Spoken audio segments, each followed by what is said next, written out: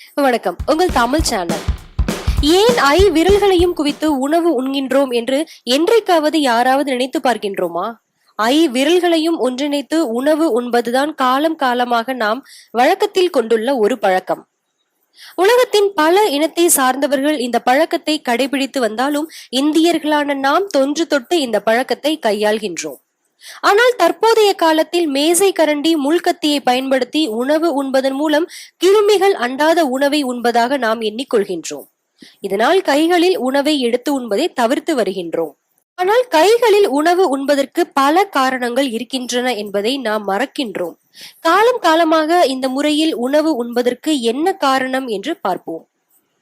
கைகளில் உணவு உண்பது உங்கள் ஜீரண சக்தியை அதிகரிக்கும். தொடுதல் தான் உடம்பில் உள்ள ஐம்புலன்களில் மிகவும் உணர்ச்சி மிக்க புலன். நாம் உணவினை விரல்களால் தொடும்போது லட்சக்கணக்கான நரம்புகள் நாம் உணவு உண்கின்றோம் என்ற செய்தியை மூளைக்கு அனுப்புகிறது. இதன் மூலம் நம் மூளை குடலுக்கு செல்லும் உணவை அரைக்கவும் செரிமானம் செய்யவும் தேவையான அமிலத்தை வெளிப்படுத்த உத்தரவிடுகிறது. இதனால் குறிப்பிட்ட நேரத்தில் உங்களின் உணவு ஜீரணிக்கப்படுகிறது. கைகளில் சாப்பிடுவதன் மூலம் நீங்கள் சாப்பிடும் உணவின் மேலான கவனம் அதிகரிக்கப்படுகிறது. நீங்கள் உணவு உண்ணும் போது உங்களின் கவனம் சிதறினால் அது உங்கள் ஜீரணத்தையும் திருப்தியையும் சிதறடிக்கும். கைகளில் சாப்பிடும் போது உண்ணும் உணவின் மீதான கவனம் உங்களுக்கு அதிகரிக்கிறது. நாம் ஏன் உணவை நம் வாயில் வைக்கின்றோம் என்ற கவனம் உங்களுக்கு அதிகமாக இருக்கும். இதன் மூலம் ஆரோக்கியமான உணவை நாம் உண்கின்றோம். வேத ஞானத்தின்படி விரல்களை குவிப்பது ஒரு வகை முத்திரையாகும்.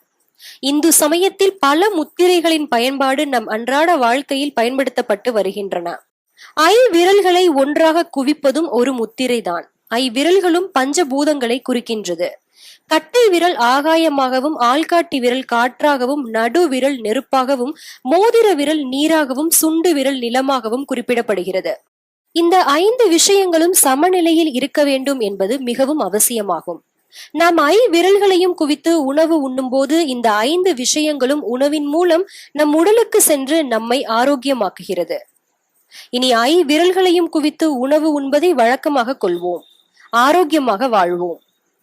மேலும் இது போன்ற செய்திகளை உடனுக்குடன் தெரிந்து கொள்ள யூடியூப் தமிழ் சேனலை சப்ஸ்கிரைப் செய்யுங்கள். நன்றி.